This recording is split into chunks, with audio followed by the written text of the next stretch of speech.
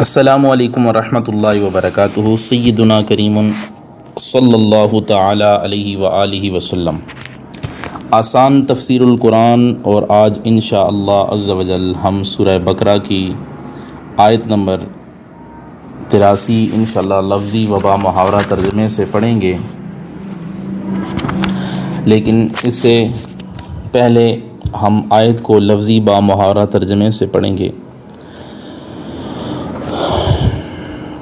تو آئیں سب سے پہلے آیت کو لفظی اور با محاورہ ترجمے سے سمجھتے ہیں، اس کے بعد اس کی تفسیر کی طرف چلتے ہیں۔ اعوذ باللہ من الشیطان الرجیم،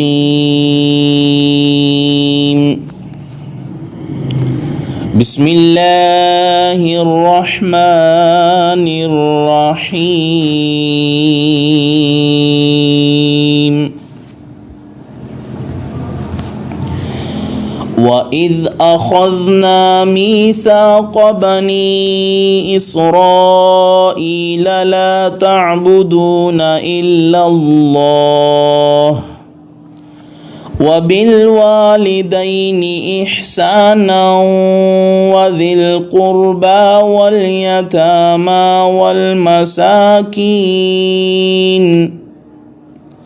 والمساكين وقولوا للناس حسنا وأقيموا الصلاة وآتوا الزكاة ثم توليتم إلا قليلا منكم وأنتم معرضون۔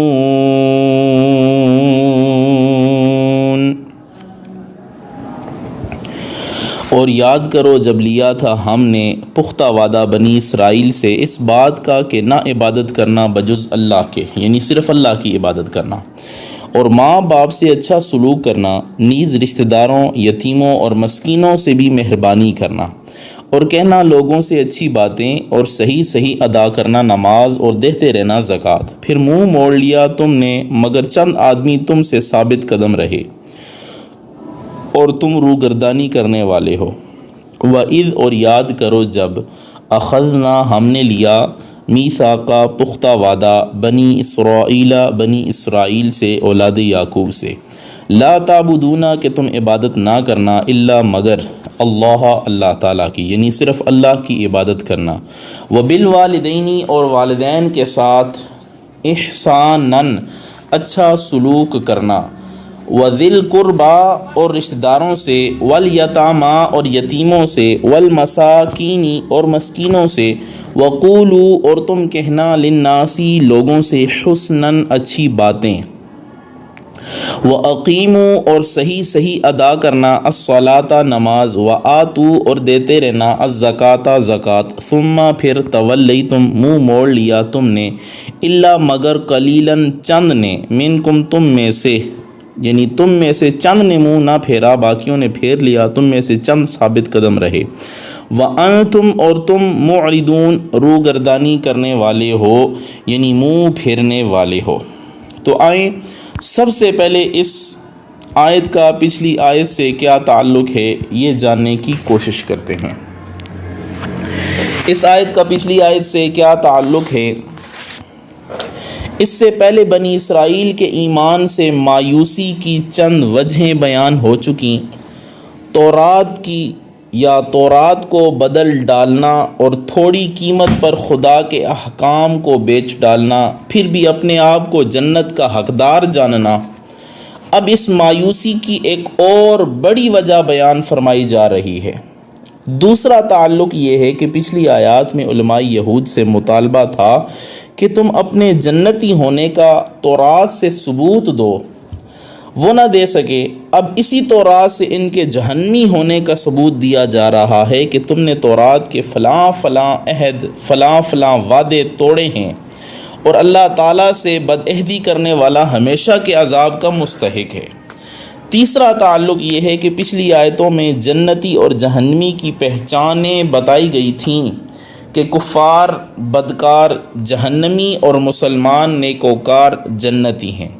اب فرمایا جا رہا ہے کہ اے یہودیو، تم اپنے آپ کو دیکھو کہ تم میں کون سی علامت ہے، تم میں جہنمیوں کی فلاں فلاں علامتیں موجود ہیں، لہٰذا تم کبھی جنتی نہیں ہو سکتے۔ تمہارے اندر تو جنتیوں کی کوئی علامت ہی نہیں ہے، ساری کی ساری تم میں جو علامتیں ہیں وہ ساری کی ساری جہنمی ہیں۔ اب چلتے ہیں اس آیہ مبارکہ کی طرف۔ اب یہاں پہ اگر دیکھا جائے تو سب سے پہلے اللہ تعالیٰ نے ارشاد فرمایا وَإِذْ أَخَذْنَا، اور یاد کرو جب ہم نے میثاقا پکا پختہ وعدہ لیا تھا بنی اسرائیل اولاد یعقوب سے۔ ایک وعدہ تو یہ لیا گیا تھا کہ جب حضور علیہ السلام تشریف لے آئیں تو ان کی تعلیمات پر عمل کرنا، ان کو نبی ماننا۔ دوسرا یہ تھا کہ لا تعبدون الا اللہ، وہ نبی جو بات کہیں گے وہ یہ ہوگی کہ اللہ کی عبادت کرو، کسی اور کی عبادت نہ کرو۔ لا تعبدون الا اللہ، اللہ کے سوا کسی کی عبادت نہ کرو۔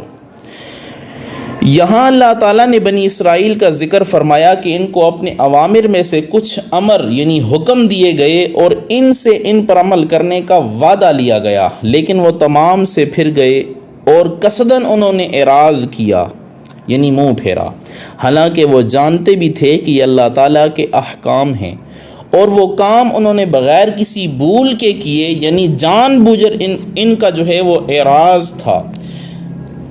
یا بھول ہو جائے تو کس حد تک وہ قابل معافی جرم ہوتا ہے، لیکن انہوں نے بھول کر نہیں بلکہ جان بوجھ کر اور قصداً ایسا کیا تھا۔ اب یہاں پہ یہ بھی بتایا جا رہا ہے کہ رب تعالیٰ نے جس طرح گزشتہ آیات میں بنی اسرائیل پر اپنی نعمتوں کا ذکر کیا، لیکن ساتھ ساتھ بنی اسرائیل کا ان نعمتوں کی قدر نہ کرنا اور اس پر مختلف نافرمانیوں کا ذکر کیا، اسی طرح اس آیہ مبارکہ میں بھی اللہ تعالیٰ نے اپنی نعمت کا ذکر فرمایا اور ساتھ ہی یہ بھی ذکر فرما دیا کہ اے بنی اسرائیل، تم نے اس سے اعراض کیا، یعنی تم نے اس سے جو ہے وہ منہ پھیر لیا، اور یہ پھر جانا اور اعراض کرنا تمہاری عادت ہے۔ اب اس آیہ میں یا اس مبارک آیت میں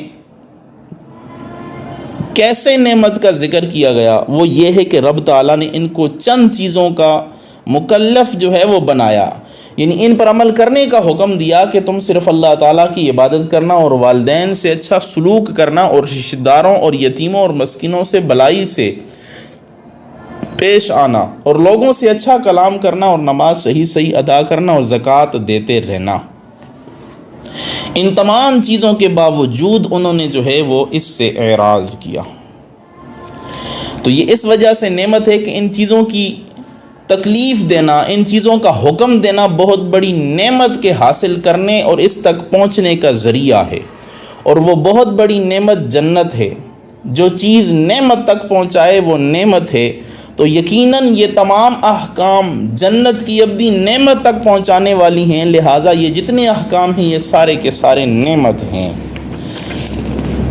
اب یہاں پہ خیال رہے، اللہ تعالیٰ نے فرمایا اس کے بعد وَبِالْوَالِدَيْنِ إِحْسَانًا، اور اب والدین کے ساتھ حسن سلوک سے پیش آؤ، والدین کے ساتھ جو ہے وہ بلائی کرو۔ تو اللہ تعالیٰ کی عبادت کے بعد والدین سے بلائی کے ذکر کی چند وجوہیں یہاں پہ چند وجہیں بیان کی جاتی ہیں۔ نمبر 1، اللہ تعالیٰ کی نعمتیں بندے پر سب نعمتوں سے عظیم نعمتیں ہیں، اسی وجہ سے سب نعمتوں کے شکر پر اللہ تعالیٰ کی نعمتوں پر شکر بھی مقدم یعنی پہلے ہوگا۔ پھر اللہ تعالیٰ کی نعمتوں کے بعد والدین کی اولاد پر عظیم نعمتیں ہیں، کیونکہ والدین اولاد کے لیے اصل ہیں اور اولاد کے موجود ہونے کا سبب اور ذریعہ ہیں، اور والدین اپنی اولاد کی تربیت کرتے ہیں، یہ بھی والدین کا اولاد پر احسان عظیم ہے۔ لیکن والدین کے بغیر باقی رشتہ دار اگرچہ بعض اوقات تربیت تو کرتے ہیں، لیکن وہ اصل یعنی وجود کا ذریعہ نہیں ہے، لہٰذا واضح ہوا کہ بے شک والدین کا انعام اللہ تعالیٰ کے انعام کے بعد عظیم ہے، کیونکہ وہ اس کی وجوہ عظیم ہے۔ دوسری چیز یہ ہے کہ اللہ تعالیٰ نے انسان کے موجود کرنے میں مؤثر حقیقی ہے، اور والدین مجازی طور پر اور ظاہر عرف کے مطابق مؤثر ہیں۔ تو جب اللہ تعالیٰ اپنی عبادت کا ذکر فرمایا جو مؤثر حقیقی ذات ہے، تو اس کے بعد والدین سے بھی بلائی کا حکم دیا کہ وہ ظاہر یعنی عرف کے مطابق مجازی طور پر مؤثر ہیں۔ تیسرا یہ ہے کہ اللہ تعالیٰ بندوں پر جو انعام کرتا ہے وہ اس کے بدلے میں کسی چیز کی طلب نہیں کرتا، وہ اتنا قدردان ہے، بلکہ مقصد صرف لوگوں پر بھلائی کرنا اور ان کو نعمتیں عطا کرنا ہے۔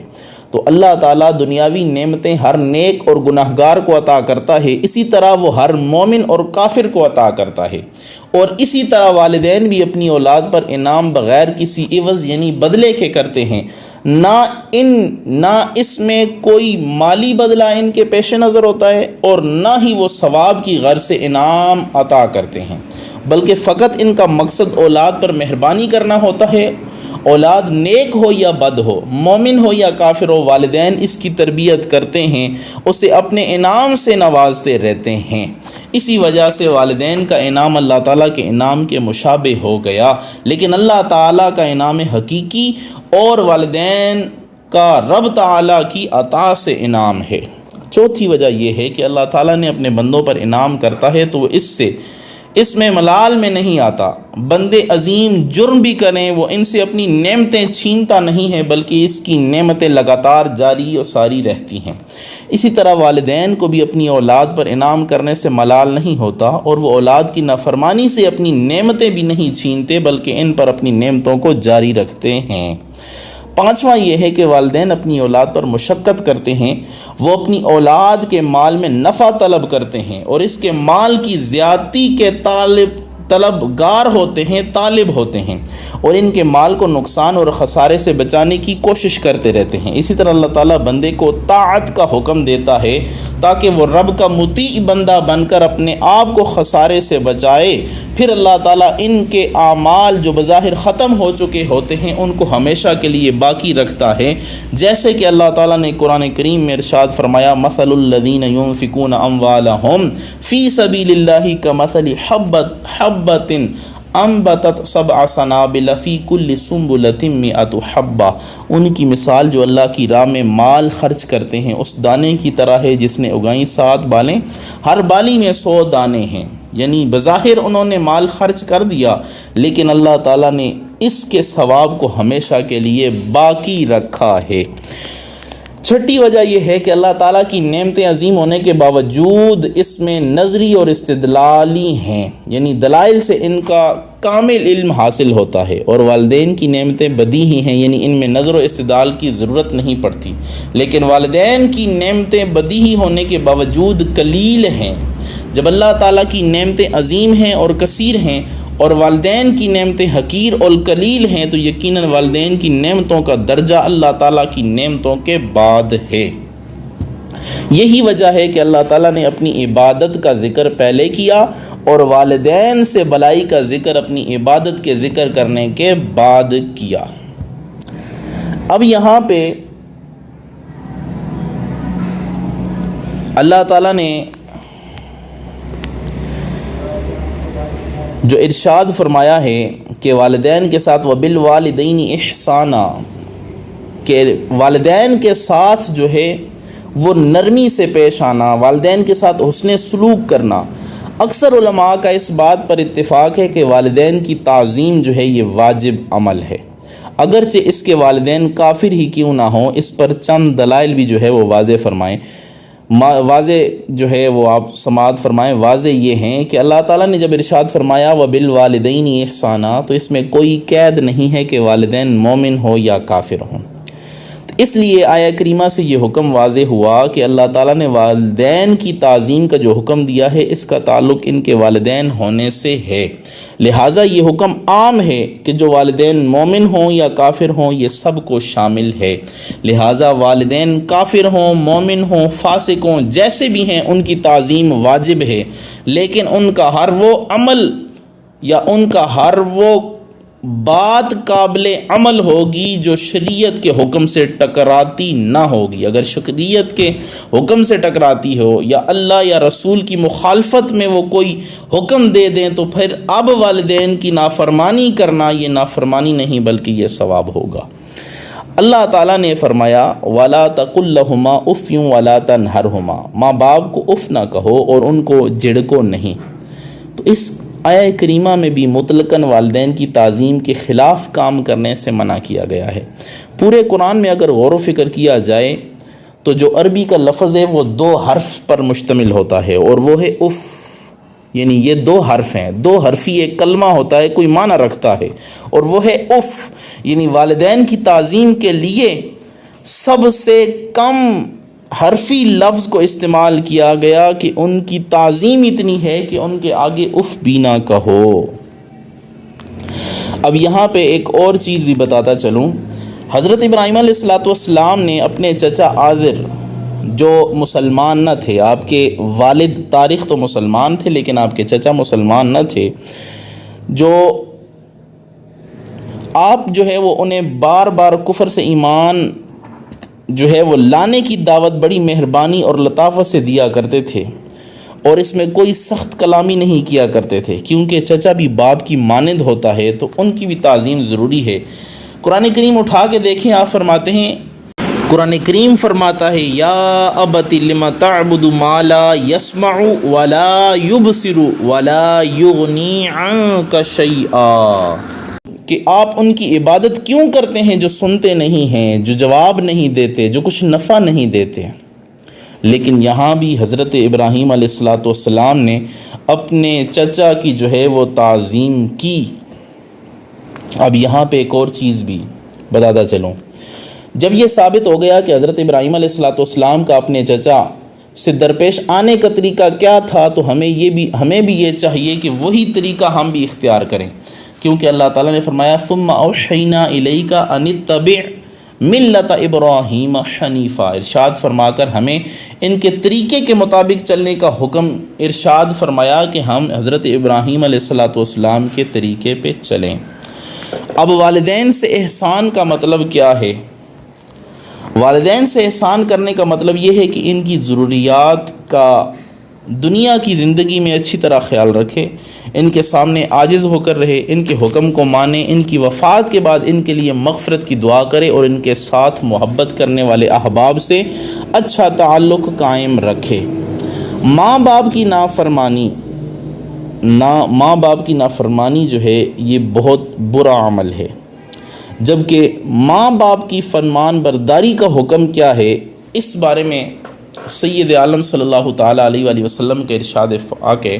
حضرت بہز بن حکیم اپنے والد سے اور وہ اپنے دادا سے اور وہ اپنے باپ سے روایت کرتے ہیں، انہوں نے کہا کہ میں نے عرض کی یا رسول اللہ من ابر، یا رسول اللہ صلی اللہ علیہ وسلم من ابر، قال امک، قلت ثم من، قال امک، قال امک، قلت ثم من، قال اباک، ثم الاقرب فالاقرب۔ یا رسول اللہ میں کس سے زیادہ احسان کروں اور کس کے ساتھ زیادہ صلہ رحمی کروں؟ آپ نے فرمایا اپنی ماں سے۔ میں نے عرض کیا پھر کس سے؟ آپ نے فرمایا اپنی ماں سے۔ میں نے پھر عرض کیا کس سے؟ آپ نے فرمایا اپنی ماں سے۔ میں نے کہا کس سے؟ تو آپ نے ارشاد فرمایا اپنے باپ سے، اور اس کے بعد اپنے قریبی رشتہ داروں سے، اور پھر جو ان کے قریبی ہیں، یعنی 3 دفعہ ماں کا ذکر کیا۔ اس حدیث پاک میں قریبی رشتہ داروں پر احسان کرنے اور صلہ رحمی سے درپیش آنے پر برانگیختہ کیا گیا ہے، ترغیب دلائی گئی ہے، لیکن ماں کا حق سب سے زیادہ بیان کیا گیا، اس کے بعد باپ کا، اور اس کے بعد باقی رشتہ داروں کا جو زیادہ قریبی ہوں گے ان کا حق پہلے ہوگا، اور پھر ان کے بعد والوں کا حق ہوگا۔ اب ماں کا حق سب سے زیادہ کیوں ہے؟ علامہ نووی رحمۃ اللہ تعالی علیہ فرماتے ہیں ماں کا حق سب سے مقدم ہونے کی وجہ یہ ہے کہ ماں بچے پر سب سے زیادہ شفقت برداشت کرتی ہے، اور اس پر سب سے زیادہ شفقت کرتی ہے، اور بچے کی خدمت سب سے زیادہ ماں ہی کرتی ہے، کیونکہ اللہ تعالیٰ نے بھی قرآن کریم میں فرمایا ہے حملتہ امہ کرہا ووضعتہ کرہا وحملہ وفصالہ 30 شہرا، اس کی ماں نے اسے پیٹ میں رکھا تکلیف سے، اور جنا اس کو تکلیف سے، اور اسے اٹھائے پھرنا اور اس کا دودھ چھڑانا 30 مہینے میں، یعنی کم از کم مدت حمل جو ہے وہ 6 ماہ، اور زیادہ سے زیادہ دودھ پلانے کی مدت 2 سال ہے۔ تو اس آیہ کریمہ میں اللہ تعالیٰ نے 3 چیزوں سے ماں کا حق مقدم ہونا واضح فرمایا ہے۔ نمبر 1، ماں حمل کی مشقت برداشت کرتی ہے۔ نمبر 2، بچے کو جننی کی تکلیف برداشت کرتی ہے۔ نمبر 3، بچے کو دودھ پلانے کی محنت اور رنج اور غم اور تکلیف جو ہے وہ برداشت کرتی ہے۔ اس وجہ سے ماں کا حق جو ہے وہ مقدم ہے۔ اور چوتھی چیز یہ ہے کہ چوتھے نمبر پہ باپ جو ہے وہ مالی یا اس طرح کی ساری چیزیں جو ہے وہ کرتا ہے، تو حدیث میں جو چوتھے نمبر پہ والد کا ذکر کیا گیا تو اس وجہ سے والد کا ذکر ہوا۔ اب ماں باپ سے محبت اور خیر و برکت جو ہے ملتی ہے۔ حضرت انس رضی اللہ تعالیٰ عنہ نے ارشاد فرمایا، حضور علیہ الصلوۃ والسلام فرماتے ہیں کہ جو شخص پسند کرتا ہے کہ اس کا رزق کشادہ کر دیا جائے اور اس کی عمر میں برکت ہو تو وہ کیا کرے؟ وہ صلہ رحمی کرے۔ یعنی جو آدمی اپنے والدین سے، دیگر رشتہ داروں سے اچھا سلوک کرتا ہے، صلہ رحمی کرتا ہے، تو اس کے رزق میں بھی اضافہ ہوتا ہے اور اس کی عمر میں بھی برکت ہوتی ہے۔ تو برکت کا، رزق میں برکت کا، عمر میں برکت کا سب سے بڑا وظیفہ یہ ہے کہ جو بھی شخص ملے اس کے ساتھ اچھا سلوک کیا جائے، والدین کے ساتھ جو ہے وہ اچھا سلوک کیا جائے۔ یعنی پہلے ماں باپ پھر اور رشتہ داروں سے اچھا سلوک رکھے، احسان کرے، ان پر مہربانی کرے، نرم طریقے سے ان سے پیش آئے اور ان کے احوال کی رعایت رکھے، یعنی مرض، صحت، خوشحالی، تندرستی وغیرہ کے مطابق ان کی حاجت کو پورا کرے۔ آج لوگ باہر تو یارانے لگاتے ہیں لیکن والد کے پاس نہیں بیٹھتے، بچیاں موبائل میں تو گھسی رہتی ہیں لیکن والدہ کو ٹائم نہیں دیتی۔ تو بچوں کو چاہیے اپنے والدین کو جو ہے وہ ٹائم دیں۔ اب یہاں پہ ایک اور چیز کہ ماں باپ انسان کے لیے جنت اور دوزخ دونوں ہیں۔ اس بارے میں بھی حدیث پاک ہے۔ حضرت ابو امامہ رضی اللہ تعالیٰ عنہ فرماتے ہیں، ایک شخص نے عرض کیا، یا رسول اللہ صلی اللہ علیہ وسلم، والدین کے ان کی اولاد پر کیا حقوق ہیں؟ تو نبی اکرم صلی اللہ تعالیٰ علیہ وآلہ وسلم، نور مجسم، شاہ بنی آدم صلی اللہ علیہ وسلم نے فرمایا، ہما جنتک و نارک، وہ دونوں یعنی ماں باپ تمہارے لیے جنت اور دوزخ ہیں۔ سبحان اللہ، میرے پیارے مصطفیٰ محمد مصطفیٰ صلی اللہ علیہ وسلم کا کیسا مختصر اور حکمت برا جواب ہے۔ یہ نبی کریم رؤوف الرحیم صلی اللہ علیہ وسلم کا خصوصی کمال ہے کہ آپ کو جوامع الکلم سے نوازا گیا ہے، یعنی بات مختصر، الفاظ چند اور مطالب جو ہے وہ بہت زیادہ، مفاہیم بہت زیادہ۔ اب یہاں پہ بتایا گیا کہ ہما جنتوں کا و ناروں کا، کہ وہ دونوں تیرے لیے جنت بھی ہیں، دوزخ بھی ہیں۔ یعنی ماں باپ کی فرمان برداری کر کے ان پر احسان کرنا، ان سے حسن سلوک سے درپیش آنا جنت میں جانے کا سبب ہے، اور ان کی نافرمانی، سخت کلامی، ان کے حکم کو تسلیم نہ کرنا، ان کی دیکھ بھال نہ کرنا، یعنی ان کو ناراض کرنا جہنم میں جانے کا ذریعہ ہے۔ اب یہ بھی یاد رکھیں کہ ماں باپ کو رحمت سے دیکھنا یہ حج کا ثواب ملتا ہے۔ حضرت سیدنا عبداللہ بن عباس رضی اللہ تعالی عنہما نے فرمایا، بے شک رسول اللہ صلی اللہ علیہ وسلم نے فرمایا، ما من ولد بار ينظر الى والديه نظرة رحمت الا كتب الله له بكل نظرة حجة یا حجة مبرورة قالوا ان نظر كل يوم 100 مرة قال نعم اللہ اکبر واطیب۔ حدیث پاک سماعت فرمائیں۔ اب اس آیہ مبارکہ میں جب والدین کا ذکر ہوا تو میں نے کوشش یہ کی ہے کہ اس کے والدین کے بارے میں جتنی فضیلت والی احادیث ہیں وہ میں آپ کے سامنے بیان کر دوں۔ کوئی ایسا یا کوئی ایسی فرمان بردار اولاد نہیں جو اپنے والدین کو رحمت کی نظر سے دیکھے، مگر یہ کہ اللہ تعالیٰ اس کے لیے ہر نظر کے بدلے ایک مقبول حج کا ثواب لکھ دے۔ حضور علیہ الصلوۃ والسلام فرماتے ہیں، کوئی بھی اولاد جب اپنی والدین میں سے کسی ایک کو محبت کی نگاہ سے دیکھتا ہے تو اللہ تعالیٰ اس پر حج کا ثواب عطا فرماتا ہے۔ صحابہ کرام نے عرض کیا، اگرچہ ہر روز 100 مرتبہ بھی دیکھیں؟ حضور علیہ الصلوۃ والسلام نے فرمایا، ہاں اگرچہ ہر روز 100 مرتبہ بھی دیکھے، اللہ سب سے بڑا اور سب سے پاکیزہ ہے۔ اب حدیث کی وضاحت سماعت فرمائیں کہ ماں باپ دونوں زندہ ہوں یا ایک ہو، اور اس ایک کو نظر رحمت سے دیکھنے پر بھی یہی ثواب ملتا ہے۔ اس وجہ سے فرمایا نظرۃ رحمت، یعنی شفقت کرنا، مہربانی کرنا، ان کی جائز بات کو تسلیم کرنا، ان کی ضروریات کا لحاظ کرنا۔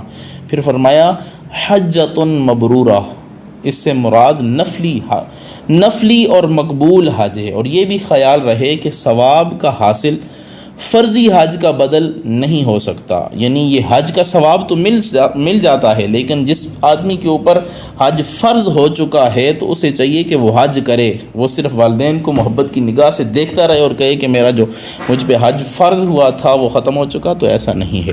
اب یہاں پہ حدیث پاک میں ہے اللہ اکبر و اطیب، اس سے مراد یہ ہے اللہ تعالیٰ بہت بڑا ہے، اس کی عظمت انسان کے تصور سے بالا تر ہے، اور اس کے انعامات اور اس کی مہربانیاں اتنی کثیر ہیں جو انسان کے شمار میں نہیں آ سکتی، اور اللہ تعالیٰ بہت پاکیزہ ہے، یعنی اس کی قدرت میں کمی کا عیب نہیں لگایا جا سکتا، وہ اپنے ارادے اور مشیت میں نقصان سے پاک ہے۔ تو نتیجہ واضح ہوا کہ اگر کوئی شخص یہ کہے کہ یہ کیسے ہو سکتا ہے 100 حج کا ثواب مل جائے، وہ شخص در حقیقت اللہ تعالیٰ کی عظمت اور اس کی قدرت سے غافل ہے، اسے اللہ تعالیٰ کی رحمت کے بے حساب ہونے کا علم نہیں ہے۔ آگے چلیں، ماں باپ کی نافرمانی ناقابل معافی جرم ہے۔ حضرت ابو بکر رضی اللہ تعالیٰ عنہ سے مروی ہے، رسول اکرم صلی اللہ علیہ وسلم نے فرمایا کل الذنوب یغفر اللہ منہا ما شاء الا عقوق الوالدین فإنہ یعجل لصاحبہ فی الحیات قبل الممات، تمام گناہ کو اللہ تعالیٰ جتنا چاہے معاف فرما دیتا ہے سوائے ماں باپ کی نافرمانی کے۔ اس کی وجہ کیا ہے کہ بے شک اللہ تعالیٰ ماں باپ کے نافرمان کو جلد ہی اس کی دنیا میں موت سے پہلے اپنی گرفت میں لے لیتا ہے، یعنی ماں باپ کی نافرمانی کے جرم کو معاف نہیں کیا جائے گا، اخروی عذاب کے علاوہ اسے دنیا میں بھی پکڑ ہو سکتی ہے، یعنی رب تعالیٰ چاہے تو دنیا میں بھی اسے ذلیل و رسوا کرے۔ اب یہاں پہ آگے چلتے ہیں، ماں باپ کی خدمت جہاد اور ہجرت سے پہلے ہے۔ حضرت عبداللہ بن عمر بن عاص رضی اللہ تعالیٰ عنہ فرماتے ہیں ایک شخص نبی اکرم صلی اللہ علیہ وسلم کی طرف متوجہ ہوا، عرض کی میں آپ سے جہاد اور ہجرت پر بیعت کرنا چاہتا ہوں تاکہ میں اللہ تعالیٰ سے اس کا اجر حاصل کر سکوں۔ نبی اکرم صلی اللہ تعالیٰ علیہ وآلہ وسلم نے فرمایا کیا تمہارے ماں باپ سے کوئی ایک زندہ ہے؟ اس نے کہا ہاں بلکہ دونوں ہی زندہ ہیں۔ کریم آقا صلی اللہ علیہ وسلم نے کیا خوبصورت ارشاد فرمایا، کیا واقعی تم اللہ تعالیٰ سے اجر حاصل کرنا چاہتے ہو؟ صحابی نے عرض کی نعم، عرض کی ہاں یا رسول اللہ۔ آپ نے فرمایا فرجع الی والدیک فاحسن صحبتہما، حضور علیہ الصلوۃ والسلام نے فرمایا کہ اپنے والدین کے پاس لوٹ کر چلا جا اور ان کے پاس رہ کر ان کی خدمت کے آداب اچھے طریقے سے بجا لا، ان سے اچھا سلوک کر، تو یہ جو ہے وہ تجھے اللہ تعالیٰ سے اچھا اجر جو ہے وہ مل جائے گا۔ اب اس حدیث پاک سے ماں باپ کی فرمان برداری کی فضیلت واضح ہو رہی ہے، ماں باپ کی خدمت کا جہاد سے بھی زیادہ اہم ہونا سمجھ میں آ رہا ہے۔ جب تک جہاد ہر شخص پر فرض عین نہ ہو جائے اس وقت تک ماں باپ کی اجازت کے بغیر جہاد میں شریک ہونا جائز نہیں ہے، بشرط یہ کہ ماں باپ دونوں مسلمان ہوں۔ اگر ایک مسلمان ہو تو اسی سے اجازت طلب کرنا ضروری ہے۔ ہاں اگر ماں باپ کافر و مشرک ہیں تو ان سے جہاد میں شریک ہونے کے لیے اجازت طلب کرنا ضروری نہیں ہے۔ یہ اس طرح کے حکم بھی میں آپ کو ساتھ ساتھ بتاتا چلوں تاکہ آپ کو یہ چیزیں بھی سمجھ میں آ جائیں۔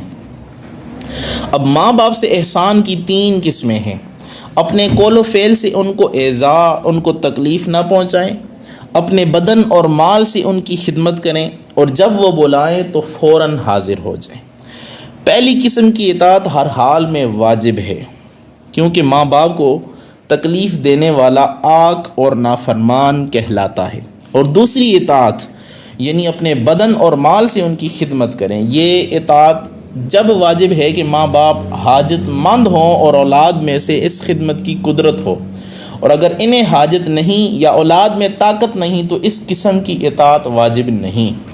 اور تیسری کہ جب وہ بلائیں تو فوراً حاضر ہو جائیں۔ تیسری قسم کی خدمت کی یہ شرط ہے کہ ان کی خدمت میں حاضر ہونے سے کوئی شرعی خرابی پیدا نہ ہو۔ اگر نماز کا وقت جا رہا ہو، ادھر ماں باپ بلا رہے ہوں تو ان کے پاس نہ جائے بلکہ پہلے فرض پڑھ لے، یہ بات یاد رکھنی چاہیے۔ اب ایک اور بات، نفلی نماز اور والدین۔ تو حضرت ابو ہریرہ رضی اللہ تعالیٰ عنہ سے مروی ہے ایک شخص جس کا نام جریج تھا، اپنے عبادت خانے میں عبادت میں مشغول تھا۔ ایک شخص کہتے ہیں کہ حضرت ابو ہریرہ نے ہمیں اس کہ ماں کے اس کے بلانے کی کیفیت بیان کی، یعنی اس کی ماں نے اپنے ہاتھوں کی ہتھیلیوں کو اپنے آبروؤں پر رکھ کر اوپر اس کے عبادت خانے کی طرف دیکھ کر اسے بلایا کہ یا جریج، اے جریج میری تیری ماں ہوں، میرے ساتھ کلام کر۔ لیکن اس نے اسے نوافل اس نے جو ہے وہ جاری کیے ہوئے تھے، تو اس نے کہا، جریج نے کہا کہ اے اللہ یہ میری ماں ہے اور یہ میری نماز، یعنی اس نے سوچا کہ میں کیا کروں، ماں سے کلام کروں یا نوافل ادا کرتا رہوں۔ آخر کار اس کے دل نے نوافل نماز کو ترجیح دی اور ماں سے کلام نہ کرنے کا فیصلہ کر لیا۔ اس نے نماز کو اختیار کیا، ماں واپس چلی گئی، پھر دوسرے دن لوٹ کر آئی، پھر اس نے کہا ہے جریج میں تمہاری ماں ہوں، تیرے ساتھ کلام کر رہی ہوں، تو میرے ساتھ کلام کر۔ جریج نے پھر کہا کہ اللہ یہ میری ماں ہے اور یہ میری نماز ہے۔ اس نے نماز کو ترجیح دی، اس کی ماں نے جو ہے وہ بد دعا دے دی، کہا وَإِبْنِي وَإِنِّي كَلَّمْتُهُ فَأَبَىٰ أَن يُكَلِّمَنِي، کہ اے اللہ اللہم اِنَّ هَذَا جریج، اے اللہ یہ جریج ہے اور یہ میرا بیٹا ہے، اور بے شک میں نے اس سے کلام کیا اور اسے میں نے حکم دیا کہ میرے ساتھ کلام کر، لیکن اس نے انکار کر دیا۔ اللہم لا تمتہ حتی تریہ الوجوہ المومسات، اے اللہ اس وقت تک موت نہ عطا کرنا اسے، یہاں تک یہ فاحشہ عورتیں دیکھ لے یا ان کے چہروں کو دیکھ لے۔ تو راوی کہتے ہیں اگر اس کی ماں اس کے لیے کسی بڑے فتنے میں مبتلا ہونے کی بد دعا کرتی تو وہ بھی قبول ہو جاتی۔ اب ماں کی دعا کی قبولیت کا اندازہ کریں، ایک شخص بھیڑ بکریاں کا چرواہا اس کی عبادت خانے میں آ کر پناہ پکڑتا تھا۔ ایک دن ایک عورت دیہات سے باہر آئی، اس سے چرواہے نے بدفعلی کی اور وہ حاملہ ہو گئی، یہاں تک کہ اس نے ایک بچہ جنم دیا۔ لوگوں نے اس عورت سے پوچھا کہ یہ بچہ کس کا ہے؟ اس نے کہا اس عبادت خانے میں ایک شخص ہے، اس کا ہے۔ لوگ اپنے زمین کھودنے کے آلات لے کر آ گئے، انہوں نے باہر سے جریج کو پکارا لیکن اسے نماز پڑھتے ہوئے پایا، اس نے لوگوں سے کوئی بات نہ کی۔ ان لوگوں نے اس کے عبادت خانے کو گرانا شروع کر دیا۔ جب اس نے یہ ماجرا دیکھا تو وہ اپنے عبادت خانے سے نیچے اترا۔ ان لوگوں نے کہا اس عورت سے پوچھ۔ حضور علیہ الصلوۃ والسلام نے فرمایا، وہ مسکرایا، اس نے بچے کے سر پر ہاتھ پھیرا اور کہا تمہارا باپ کون ہے؟ اس نے کہا میرا باپ بھیڑ بکریوں کا چرواہا ہے۔ جب لوگوں نے اس ننھے معصوم بچے سے یہ سنا تو معذرت کے طور پر کہا کہ ہم نے تمہارا عبادت خانہ جو گرایا ہے اسے سونے اور چاندی سے تعمیر کر دیتے ہیں۔ اس نے کہا نہیں، تم مٹی کا ہی بنا دو جیسا وہ پہلے تھا۔ اتنا کہہ کر وہ اپنے عبادت خانے پر چڑھ گیا۔ تو اس حدیث پاک سے واضح ہوا کہ ماں کو راضی رکھنا نفلی عبادت سے مقدم ہے۔ ماں کی ناراضگی اور بد دعا دنیا اور آخرت میں عذاب کا سبب ہے، اور ماں باپ کا حکم پہلے مانے اور نفلی نماز بعد میں ادا کرے، لیکن فرض ہوں تو پہلے ادا کر لیں، یہ یاد رکھیں۔ اب مسئلہ اگر نماز نفل جاری ہو تو ماں باپ کے بلانے پر نماز کو مکمل کر کے جائے، نماز توڑے نہیں۔ جریج نے نماز کو نہ توڑنے کا فیصلہ نہیں کیا تھا، بلکہ اس نے فیصلہ یہ کیا تھا کہ 2 رکعت نفل مکمل کر کے پھر 2 رکعت اور کی نیت کر لو، نفل جاری رکھو، ماں سے بات کر کے وقت ضائع نہ کرو۔ تو اس کا یہ فیصلہ اللہ تعالیٰ کو بھی پسند نہ آیا اور ماں کی ناراضگی کا ذریعہ بھی بن گیا۔ دوسرا مسئلہ یہ ہے کہ ماں باپ اگر گنہگار یا بد مذہب ہوں تو ان کو نرمی سے رائے راست پر لانے کی کوشش کرے، اور اگر منافق یا کافر ہوں تو ان سے بھی ماں باپ کے ناطے نرم سلوک رکھے۔ اب یہ اوپر جو حدیث بیان کی ہے، اس حدیث کے بارے میں علماء کرام فرماتے ہیں کہ 3 بچے ایسے ہیں کہ جنہوں نے جو ہے وہ اپنے پنگوڑے میں گفتگو کی۔ ایک وہ شخص جس کے سر پہ جریج نامی شخص نے، اللہ کے ولی نے ہاتھ رکھ کے کہا کہ بول، اس بچے نے جو ہے وہ صداقت دی، جو ہے وہ ان کی پاک دامنی کی صداقت دی تھی۔ دوسرا حضرت یوسف علیہ السلام کی پاک دامنی کی گواہی اس بچے نے دی تھی، دوسرا وہ تھا۔ اور تیسرا حضرت عیسیٰ علیہ السلام تھے، جب ان کی والدہ نے ان کے پنگوڑے کی طرف اشارہ کیا تھا تو انہوں نے کہا میں اللہ کا نبی ہوں۔ تو یہ 3 شخص ہیں۔ اب ماں باپ کے ساتھ احسان کرنے کے آداب جو ہے وہ چند ایک ملاحظہ فرمائیں۔ ماں باپ سے دلی محبت رکھے، بات چیت اور اٹھنے بیٹھنے میں ان کے ادب کا لحاظ رکھے، راستے میں ان کے آگے نہ چلے اور ان کے نام سے ان کو نہ بلائے بلکہ ادب و احترام سے ان کو بلائے، جتنا ممکن ہو سکے اتنا اپنا مال اور اپنی جان ان پر قربان کرے، ہر کام اور ہر بات میں ان کی رضامندی کا خیال رکھے، ان کی وفات کے بعد ان کی وصیت کو پورا کرے، ان کے لیے مغفرت کی دعا کرتا رہے، ان کے لیے جتنا ہو سکے کبھی کبھی صدقہ و خیرات کرتا رہے، ہر ہفتے میں ایک مرتبہ قبرستان میں ان کی زیارت کی یا ان کی قبر کی زیارت کے لیے جائے، اور اگر ہو سکے تو سورہ یاسین پڑھ کر ان کو ثواب پہنچائے، ماں باپ کے دوستوں اور قرابت داروں سے محبت رکھے، ان کے ساتھ اچھا سلوک کرے، نیک بخت اولاد اپنے والدین کے دوستوں کو اپنے والدین کی طرح سمجھتی ہے، اسی طرح جتنا ہو سکے اپنے والدین کے متعلقین کو تحائف ہدایہ وغیرہ دے، یہ علامات محبت ہیں۔ اب ایک مرتبہ حضرت عبداللہ بن عمر رضی اللہ تعالیٰ عنہ مکہ مکرمہ آ رہے تھے تو دوران سفر آپ نے اپنے ساتھ ایک گدھا بھی رکھا ہوا تھا کہ جب اونٹ کی سواری سے تھکان محسوس ہو تو گدھے پر سوار ہو کر کچھ راحت حاصل کر لیں، اور ایک پگڑی آپ نے اپنے سر سے باندھ رکھی تھی۔ اسی سفر کے دوران ایک دن آپ اپنے گدھے پر سوار تھے کہ آپ کے قریب سے ایک اعرابی یعنی ایک دیہاتی شخص کا گزر ہوا۔ آپ نے اس سے پوچھا کہ تم فلاں ابن فلاں تو نہیں ہو، یعنی اس کے باپ دادا کا نام لے کر اس سے پوچھا۔ اس نے کہا ہاں میں وہی شخص ہوں۔ آپ نے اپنا گدھا اسے دے دیا، تم اس پر سواری کرو، اور پگڑی بھی دے دی کہ تم اپنے سر سے اسے اپنے سر پہ باندھ لو۔ آپ کے بعد ساتھیوں نے آپ کو بطور تعجب کہا کہ اس شخص کو آپ نے اپنے آرام کے لیے لیا ہوا گدھا دے دیا اور پگڑی بھی دے دی جو آپ اپنے سر سے باندھے ہوئے تھے۔ اور دوسری روایت میں یہ آتا ہے یہ اعرابی تو تھوڑے مال پر بھی خوش ہو جاتے ہیں۔ آپ نے فرمایا ان من ابر البر صلۃ الرجل اہل ود ابیہ بعد ان یولیہ وان اباہ کان صدیقا لعمر۔ بے شک میں نے رسول اللہ صلی اللہ علیہ وسلم کو فرماتے ہوئے سنا کہ بے شک سب احسانوں سے اچھا احسان، یعنی سب فرمان برداریوں سے اچھی فرمان برداری، سب نیکیوں میں سے اچھی نیکی یہ ہے کہ انسان اپنے ماں باپ کا جانشین بننے کے بعد ماں باپ کے ساتھ تعلق رکھنے والے احباب کے ساتھ احسان سے پیش آئے، اچھا سلوک کرے۔ بے شک اس کا باپ میرے باپ حضرت عمر رضی اللہ تعالیٰ عنہ کا دوست تھا۔ تو اس سے یہ پتہ چلتا ہے کہ اپنے والد کے دوست کے ساتھ اچھا سلوک کرنا یہ بھی حدیث سے ثابت ہے۔ اب اس کے بعد ابھی والدین کی خدمت کے بارے میں اور بھی بہت ساری احادیث ہیں، تو جتنی ہو سکتی ہیں میں چند ایک اور بیان کر دیتا ہوں۔ بڑھاپے میں ماں باپ سے زیادہ شفقت اور محبت کا حکم ہے۔ حضرت ابو ہریرہ سے مروی ہے کہ آپ نے کہا حضور علیہ الصلوۃ والسلام نے ارشاد فرمایا رغم انفہ۔ پوچھا گیا حضور علیہ الصلوۃ والسلام نے فرمایا فلاں شخص کی ناک خاک آلود ہو، فلاں شخص کی ناک خاک آلود ہو۔ پوچھا گیا یا رسول اللہ کس کی؟ فرمایا جس نے اپنے والدین میں سے کسی ایک کو یا دونوں کو وہ بڑھاپے میں پایا ثم لم يدخل الجنہ، لیکن جنت میں داخل نہ ہوا، یعنی والدین کو بڑھاپے کی حالت میں پایا، ان کی خدمت کر کے، ان پر احسان کر کے، شفقت سے پیش آ کے، ان کی ضروریات کا خیال نہ رکھ کے اگر اس نے جنت کو حاصل نہ کیا تو ایسے شخص کی ناک وہ خاک آلود ہو۔ اب یہاں پہ اللہ تعالیٰ کا ارشاد بھی ذرا سماعت فرمائے۔ اللہ نے فرمایا وَقَضَىٰ رَبُّكَ أَلَّا تَعْبُدُوا إِلَّا إِيَّاهُ، اور تمہارے رب نے حکم دیا ہے کہ اس کے سوا کسی کی عبادت نہ کرو، وَبِالْوَالِدَيْنِ إِحْسَانًا، اور ماں باپ کے ساتھ اچھا سلوک کرو۔ إِمَّا يَبْلُغَنَّ عِندَكَ الْكِبَرَ أَحَدُهُمَا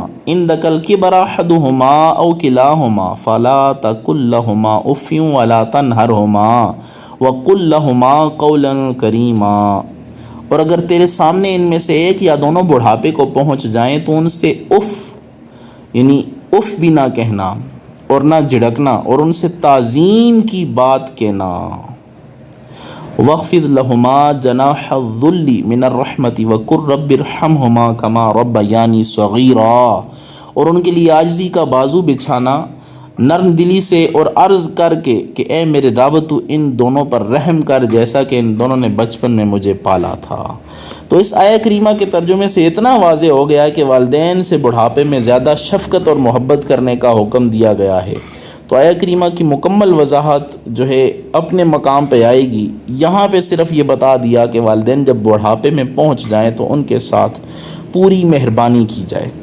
اب اگلی حدیث پاک سماعت فرمائیں کہ ماں باپ کی وفات کے بعد ان سے حسن سلوک کا حکم۔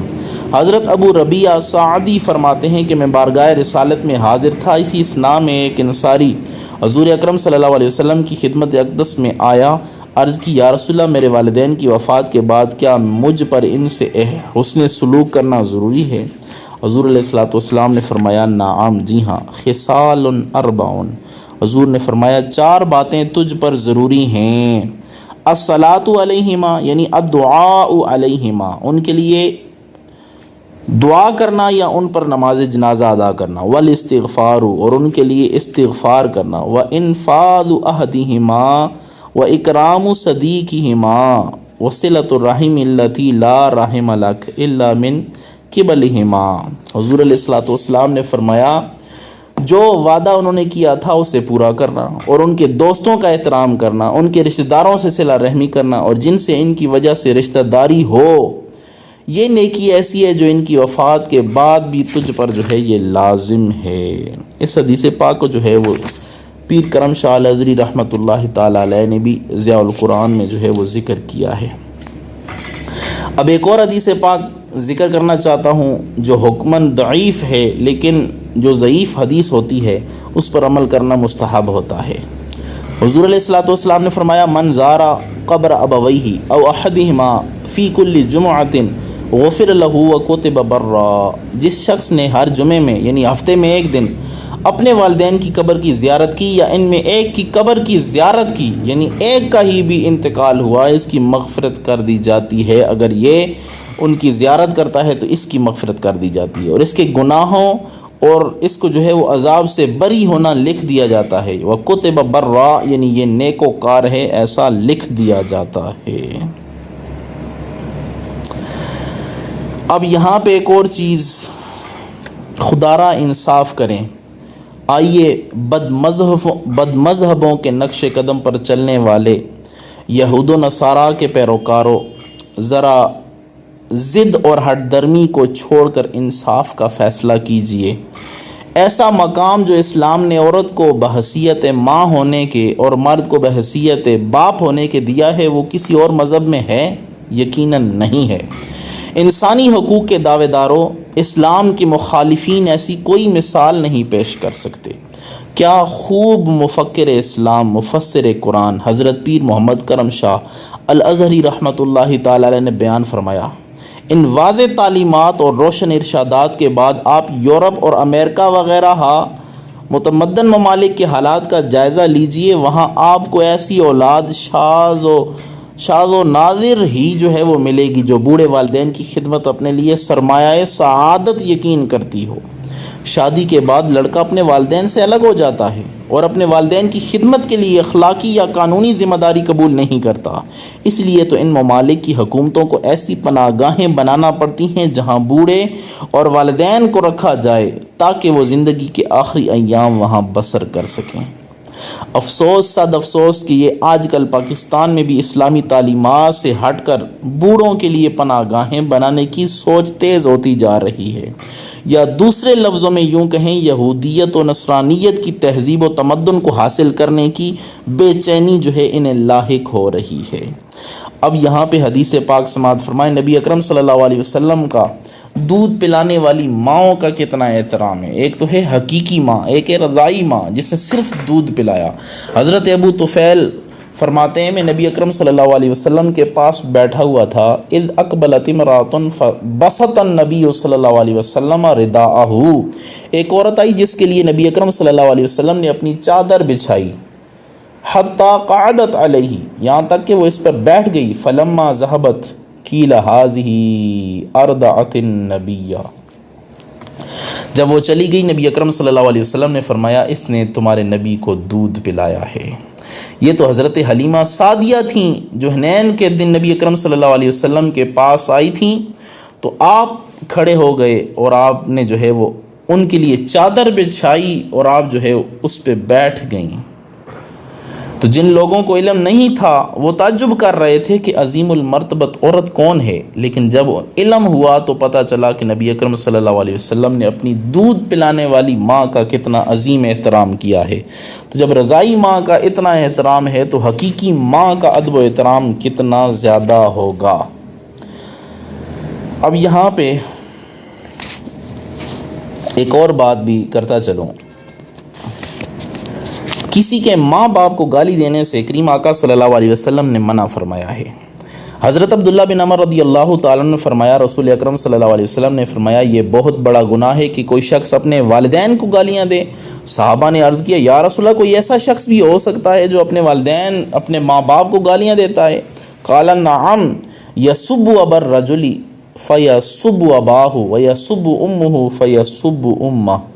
آپ نے فرمایا، ہاں، جو شخص کسی کے باپ کو گالی دیتا ہے وہ اس کے باپ کو گالیاں دیتا ہے، اور یہ کسی کی ماں کو گالیاں دے وہ اس کی ماں کو گالیاں دیتا ہے۔ یعنی کسی کے ماں باپ کو گالیاں نہ دو ورنہ وہ تمہارے ماں باپ کو گالیاں دے گا، تو اس پر تم خود اپنے ماں باپ کو گالیاں دینے کا سبب بنو گے۔ تو اس سے پتہ چلتا ہے کہ اپنے والدین کا عزت و احترام یہ ہے کہ آپ کسی کے والدین کو گالی نہ دیں، ورنہ وہ آپ کے والدین کو گالی دے گا تو یوں آپ اپنے والدین کو گالی پڑوانے کا سبب بنیں گے۔ اب یہاں پہ ایک اور چیز بھی یاد رکھیں کہ والدین کے بارے میں جتنی احادیث تھیں وہ تو سب آپ نے جو ہے یہ جان لی ہیں۔ اس آیت کے اگلے حصے میں اللہ تعالیٰ نے فرمایا، وَذِي الْقُرْبَى وَالْيَتَامَى وَالْمَسَاكِينِ وَقُولُوا لِلنَّاسِ حُسْنًا وَأَقِيمُوا الصَّلَاةَ وَآتُوا الزَّكَاةَ ثُمَّ تَوَلَّيْتُمْ إِلَّا قَلِيلًا مِّنكُمْ وَأَنْتُمْ مُعْرِضُونَ۔ آدھی آیات کی تفسیر ہم نے بیان کر دی تھی، اب آدھی رہتی ہے۔ اب یہاں پہ ہے وَذِي الْقُرْبَى۔ ذی القربا کا ذکر اس وجہ سے ہوا چونکہ رشتہ داروں کا حق والدین کے حق کے تابع ہے، اور رشتہ داروں پر احسان والدین کے احسان کے واسطے سے ہے، اسی وجہ سے والدین کا ذکر پہلے کیا گیا اور قرابت داروں کا ذکر جو ہے وہ بعد میں۔ اور یعنی ہم نے ان کو حکم دیا کہ وہ صلہ رحمی کر کے اپنے رشتہ داروں پر احسان کریں۔ اب یہاں پہ اہل قرابت کی دو قسمیں ہوتی ہیں، یعنی ان میں سے ایک قسم یہ ہے کہ رشتہ داری کے ساتھ ساتھ محرم بھی ہو، جیسے چچا، ماموں، پھوپھی، خالہ، بھائی، بہن اور بہن کی اولاد یا بھائی کی اولاد۔ تو ان لوگوں سے احسان کرنا فرض اور اس کا چھوڑنا یا تارک یہ گناہ گار ہے۔ دوسری قسم یہ ہے کہ رشتہ داری تو ہو لیکن محرم نہ ہو، جیسے چچا کی اولاد، ماموں کی اولاد، پھوپھی کی اولاد، خالہ کی اولاد وغیرہ۔ ان کی امداد کرنا سنت مؤکدہ ہے، اور اس امداد سے مراد یہ ہے کہ ان کی مالی طور پر، بدنی طور پر معاونت کرنا، ان کی تکالیف میں ہاتھ بٹانا ہے۔ لیکن یہ یاد رکھیں کہ احسان کا معنی یہ لینا کہ ان کو ایذا نہ پہنچائی جائے، یہ احسان تمام رشتہ داروں پر فرض ہے، بلکہ تمام مسلمانوں سے یہ احسان کرنا فرض ہے، اس لیے کہ کسی مسلمان کو بھی ایذا پہنچانا، نقصان دینا یہ ناجائز و حرام ہے، اور حرام سے بچنا مسلمان کے لیے ضروری اور فرض ہے۔ اب یہاں پہ ایک اور چیز بھی آپ کے سامنے ذکر کرتا چلوں کہ صلہ رحمی سے کیا مراد ہے۔ صلہ رحمی اچھا سلوک، اور اس سے مراد ہر ایک سے اچھا سلوک ہے، اس سے مراد والدین ہیں، پڑوسی ہیں، رشتہ دار ہیں، یہ ساری جو ہے وہ سارے رشتے اس میں شامل ہیں۔ سیدہ عائشہ صدیقہ رضی اللہ تعالیٰ عنہ بیان فرماتی ہیں، نبی اکرم صلی اللہ علیہ وسلم نے ارشاد فرمایا کہ جو رحم ہے یعنی رشتہ داری، یہ عرش کے ساتھ لٹکا ہوا ہے، اور کہتا ہے کہ جو مجھے ملائے گا اللہ اسے ملا کے رکھے گا، اور جو مجھے کاٹ دے گا اللہ ابھی اسے کاٹ دے گا۔ تو عرش سے لٹکا ہوا ہے کا مطلب یہ ہے کہ وہ عرش کا پایا پکڑے ہوئے اپنے توڑے جانے سے بارگاہ کبریا کی پناہ کا طلبگار ہے، اور اس نے اپنے حق میں اللہ سے جو سنا ہے اس کے مطابق خبردار کر رہا ہے کہ اگر مجھے کوئی جوڑو گے، یعنی میرے حقوق کو ادا کرو گے، تو اللہ کی تم پر رحمت ہوگی، اور اگر تم مجھ کو توڑو گے تو اللہ تعالیٰ تمہیں اپنی رحمت سے محروم کر دے گا، دور کر دے گا۔ اب ایک اور حدیث پاک ام المومنین سیدہ میمونہ بنت حارث رضی اللہ تعالیٰ عنہ بیان کرتی ہیں، انہوں نے ایک کنیز کو نبی اکرم صلی اللہ علیہ وسلم سے اجازت لیے بغیر آزاد کر دیا۔ جب نبی اکرم صلی اللہ علیہ وسلم ان کی باری کے دن ان کے گھر تشریف لائے تو انہوں نے عرض کی، یا رسول اللہ صلی اللہ علیہ وسلم، کیا آپ جانتے ہیں میں نے اپنی کنیز کو آزاد کر دیا ہے؟ کریم آقا صلی اللہ علیہ وسلم نے فرمایا، کیا تم نے ایسا کر دیا؟ انہوں نے عرض کیا، جی ہاں۔ کریم آقا صلی اللہ علیہ وسلم نے فرمایا، تم نے اگر اس کو اپنے ماموں کو دے دیتی تو یہ تمہارے لیے اجر کے اعتبار سے زیادہ ہوتا۔ اور ایک اور روایت حضرت سیدنا ابو ہریرہ رضی اللہ تعالیٰ عنہ بیان فرماتے ہیں، کریم آقا صلی اللہ علیہ وسلم نے فرمایا، تم اپنے نسبوں میں سے اس قدر سیکھو کہ جس کے ذریعے تم اپنے رشتہ داروں کے ساتھ حسن سلوک کر سکو، کیونکہ رشتہ داروں کے ساتھ حسن سلوک کرنا اقربا میں باہمی محبت اور انس کا سبب، اور مال میں کثرت و برکت کا ذریعہ اور درازی عمر کا باعث بنتا ہے۔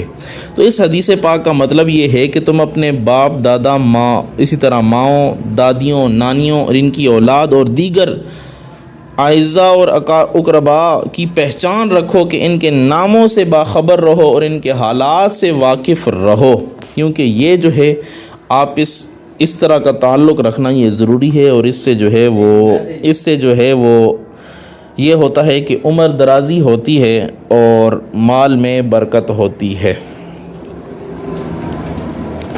اس کے علاوہ رشتہ داروں کے بارے میں ایک دو حدیث بیان کی جاتی ہیں، وہ یہ ہے کہ پہلی حدیث یہ ہے کہ رشتے جوڑنا گھر والوں میں محبت، مال میں برکت، عمر میں درازی کا سبب ہے۔ دوسری حدیث یہ ہے کہ جو چاہے کہ اس کے رزق میں وسعت دی جائے اور اس کی موت میں دیر کی جائے تو وہ صلہ رحمی کرے۔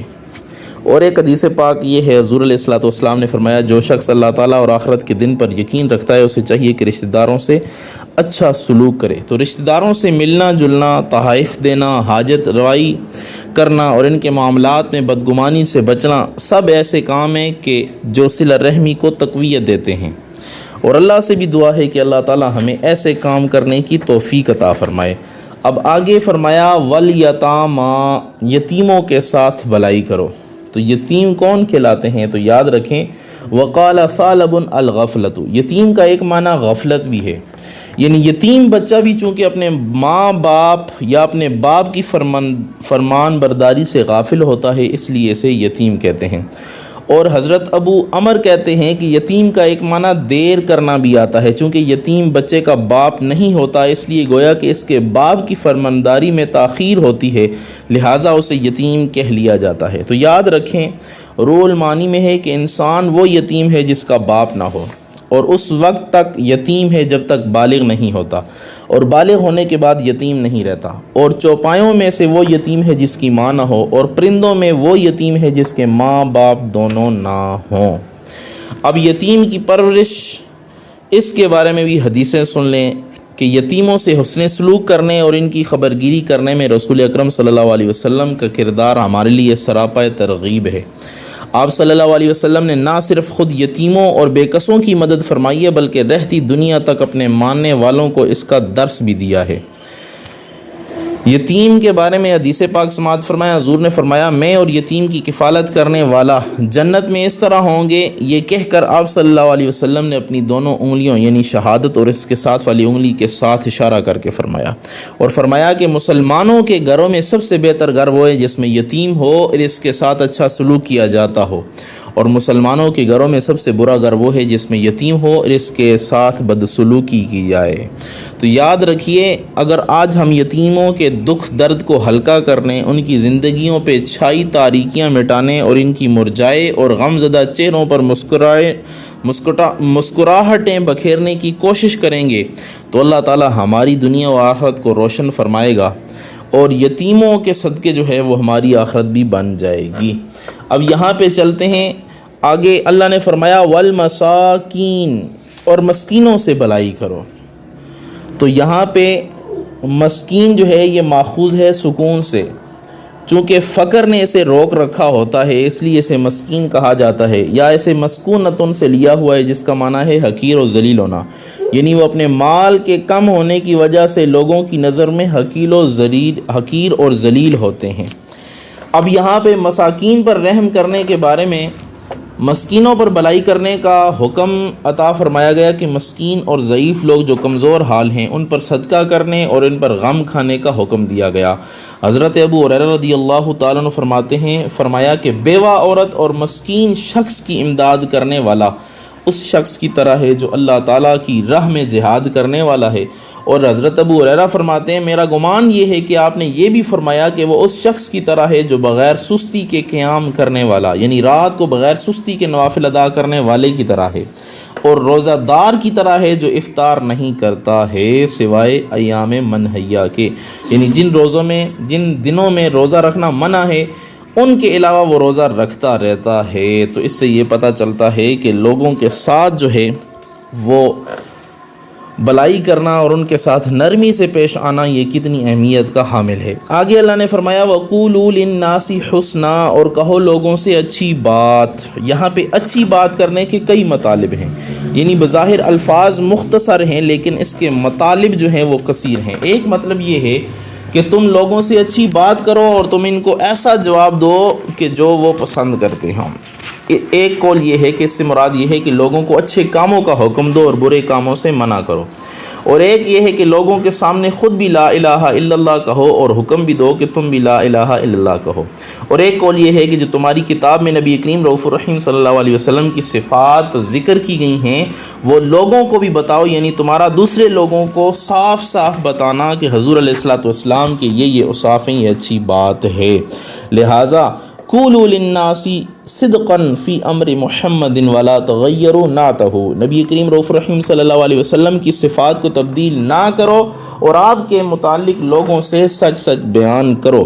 تو یہاں سے پتہ چلا کہ کریم آقا صلی اللہ علیہ وسلم کے اوصاف کو چھپانا یہ یہودیوں کا طریقہ تھا، اور آج کل بھی جھگڑا صرف نبی کریم رؤوف الرحیم صلی اللہ علیہ وسلم کے اوصاف پر ہے کہ آپ کے فضائل والی احادیث کو ایڑی چوٹی کا زور لگا کر ضعیف کہا جاتا ہے، اور گستاخان رسول اللہ کی تو بات ہی کیا ہے۔ لیکن افسوس کہ سنیت کے لبادے میں گستاخیوں کے ایجنٹ بھی وہی کام کر رہے ہیں جو ان کے آقاؤں نے کیا ہے۔ اعلیٰ حضرت رحمۃ اللہ تعالی علیہ نے فرمایا تھا مٹ گئے مٹ جائیں گے سب عادہ تیرے، نہ مٹا ہے نہ مٹے گا کبھی چرچا تیرا۔ کریم آقا صلی اللہ علیہ وسلم کا چرچا کبھی مٹنے والا نہیں ہے۔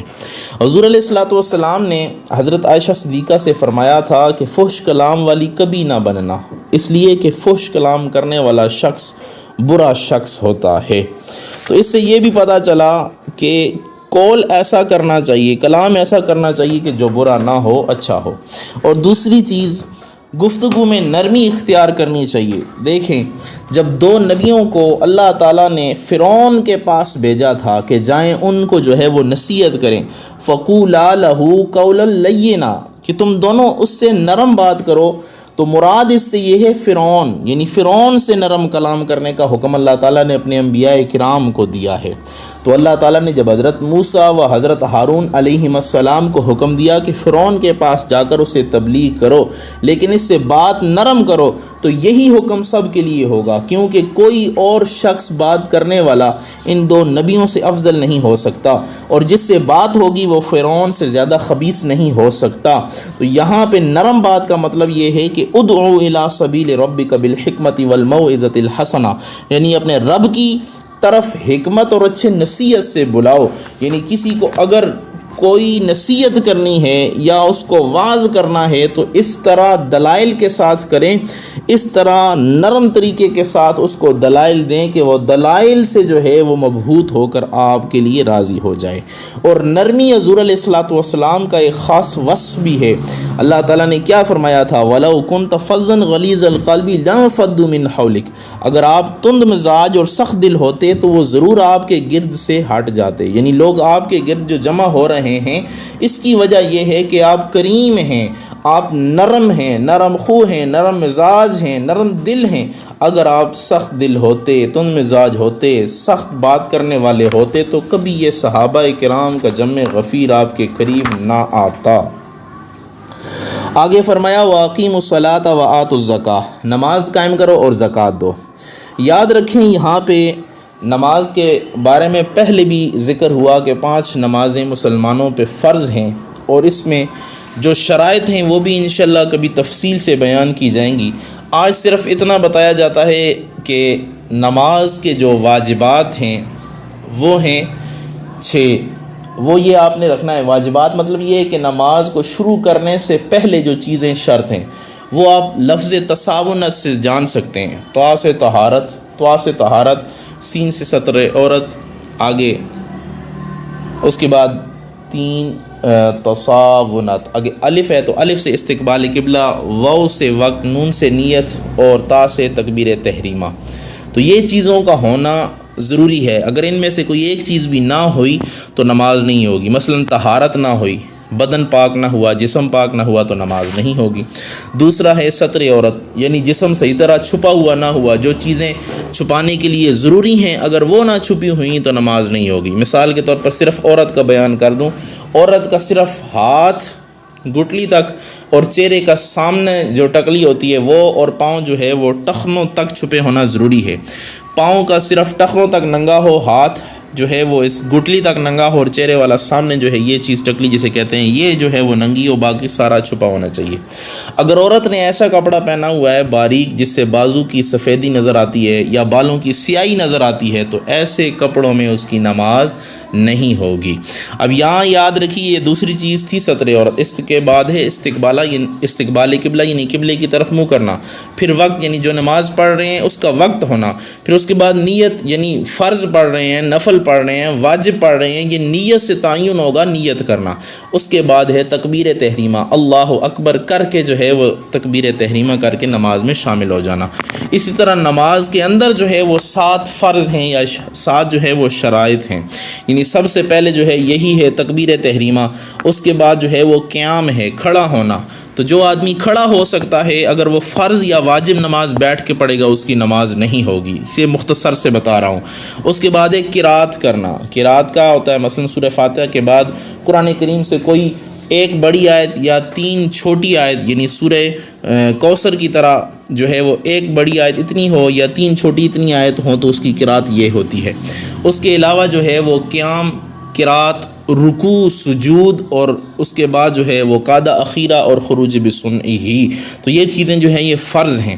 اس کے بعد زکوٰۃ کی طرف آتے ہیں۔ اللہ نے فرمایا وَأَقِيمُوا الصَّلَاةَ وَآتُوا الزَّكَاةَ، اور زکوٰۃ دو۔ تو یاد رکھیں زکوٰۃ کے لیے 3 چیزیں یا جن کو زکوٰۃ نہیں دی جا سکتی وہ 3 چیزیں آپ نے ذہن میں رکھنی ہے۔ پہلی چیز یہ ہے کہ میاں بیوی آپس میں ایک دوسرے کو زکوٰۃ نہیں دے سکتے، اسی طرح سید کو بھی زکوٰۃ نہیں دے سکتا، اور ہاشمی یا سید کو زکوٰۃ نہیں دینی چاہیے، یہ ایک چیز۔ دوسری چیز والدین کو زکوٰۃ نہیں دے سکتے، مثلا کوئی اپنی والدہ کو، نانی کو، پڑنانی کو، اسی طرح والد کو، دادا کو، پڑ دادا یا دادی یا نانا، اس طرح سب جتنے اولاد اوپر تک ہیں، جتنے والدین اوپر تک ہیں ان میں سے کسی کو بھی زکوٰۃ نہیں دی جا سکتی، اس کو کہتے ہیں اصول۔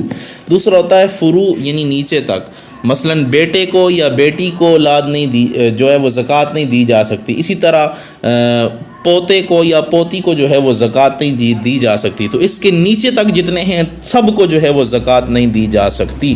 اب یہاں اس کے لیے یہ شرائط ہیں کہ وہ آدمی مسافر نہ ہو، بالغ ہو، مسلمان ہو، عاقل ہو، اور اس کے پاس جو ہے وہ اتنا نصاب ہو، جو اتنا مال ہو جو نصاب تک پہنچتا ہو، تو اس پر جو ہے وہ زکوٰۃ فرض ہے۔ اور ایک شرط یہ بھی ہے کہ اس مال کے اوپر 1 سال پورا گزر چکا ہو۔ تو یہ بنیادی چیزیں میں نے جو ہے وہ عرض کر دی ہیں، مزید تفصیل کے لیے آپ کوئی بھی اس طرح زکوٰۃ یا نماز کے بارے میں سوال کر سکتے ہیں۔ آگے اللہ نے فرمایا ثم تولیتم الا قلیلا منکم وانتم موردون، پھر تم پھر گئے سوائے تھوڑے تم میں سے اور تم ہی ہو اعراض کرنے والے۔ اب تولیتم وہ اور وَأَنْتُمْ مُورِدُونَ، ان دونوں کا مطلب پھر جانا ہے، اعراض کرنا ہے۔ ایک ہی معنی پر دلالت کرنے والے دو لفظوں کا ایک ہی جگہ ذکر کرنے کا کیا مطلب ہے؟ تو مفسرین کرام فرماتے ہیں تولیتم کا مطلب یہ ہے کہ تم جسمانی طور پر نبی کریم رؤوف الرحیم صلی اللہ علیہ وسلم سے دور ہو گئے، اور وَأَنْتُمْ مُورِدُونَ کا مطلب یہ ہے کہ تم دلی طور پر بھی حضور علیہ الصلوۃ والسلام سے پھر گئے، یعنی تمہارے دل بھی حضور علیہ الصلوۃ والسلام سے دور ہو گئے اور تمہارے جسم بھی حضور کی اطاعت سے جو ہے وہ دور ہو گئے۔ تو ہمیں یہ دیکھنا چاہیے کہ کیا ہمارے دل اور جسم حضور علیہ الصلوۃ والسلام کی اطاعت سے یا آپ کی محبت سے دور تو نہیں ہیں؟ اگر دور ہیں تو ہم نے جو ہے یہودیوں کا طریقہ اختیار کر لیا ہے۔ اب چلتے ہیں اس آیہ مبارکہ سے جو فوائد حاصل ہوتے ہیں ان کی طرف۔ تو اس آیہ مبارکہ سے چند فوائد حاصل ہوتے ہیں۔ پہلا یہ کہ نجات دائمی کے لیے عقائد، عبادات اور معاملات سب ضروری ہیں۔ عقائد بنیاد ہے اور عبادات دیواریں اور معاملات چھت ہے۔ تو جیسے مکان کے لیے تینوں چیزیں ضروری ہیں، ایسے ہی نجات دائمی کے لیے یہ تینوں ضروری ہیں۔ یا یوں سمجھو کہ عقائد پرندہ اور اعمال پرندے کے دو پر ہیں، اگر ایک بھی ٹوٹ گیا تو اڑنا ناممکن ہے۔ تو اس وجہ سے عقائد کے ساتھ ساتھ عبادات اور معاملات پر بھی نظر رکھنی چاہیے کہ قیامت کے دن بد عمل مسلمان کو بڑی الجھنیں پیش آئیں گی۔ دوسرا فائدہ یہ ہے کہ حق بقدر احسان ہے، اس لیے ماں باپ کا حق ساری مخلوق سے اعلیٰ ہے۔ اور تیسرا فائدہ یہ ہے کہ یتیموں سے بھلائی کرنا یہ علامت ایمان ہے، اور جس دسترخوان پر یتیم ہو اس پر شیطان نہیں ہوتا، اور جو یتیم کو پال کر جوان کر دے اس کے سارے گناہ جو ہے وہ بخش دیے جاتے ہیں۔ بلکہ روایت میں یہ بھی آتا ہے کہ جو اپنی 3 بیٹیوں یا بہنوں کو بلکہ 2 کو بھی پال کر جوان کر لے تو وہ اس کے لیے جہنم میں آڑ بن جائیں گی۔ ایک بار حضور علیہ الصلوۃ والسلام نے اپنی 2 انگلیوں کو ہلا کر فرمایا کہ ہم اور یتیم کو پالنے والا، یتیم کی کفالت کرنے والا جنت میں ایسے ساتھ رہیں گے۔ تو خیال رہے دونوں مبارک انگلیاں چھوٹی بڑی تھیں جن سے درجات کا فرق معلوم تو ہوتا ہے۔